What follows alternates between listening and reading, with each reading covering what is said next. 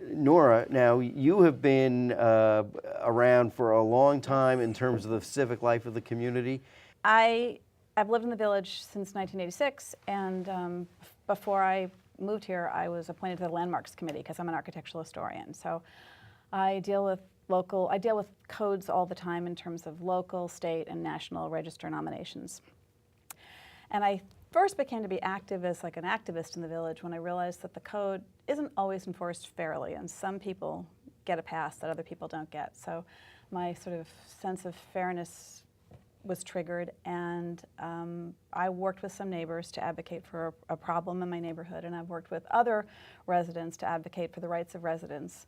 Because I really feel that if we don't maintain the land use laws, or all of our codes, but especially land use codes, the rules that all of us are supposed to play by, then nobody benefits. I mean, if some people get preferential treatment, it's not fair to anybody. And I think it results, when the village doesn't enforce the code fairly, it results in lots of litigation, which is expensive for the village. It pits neighbor against neighbor, and usually the beneficiaries are outside developers. And so, one of my goals for running and being a trustee is to make sure that the village codes are enforced fairly and evenly for all residents and all parties who want to do business or move into the village.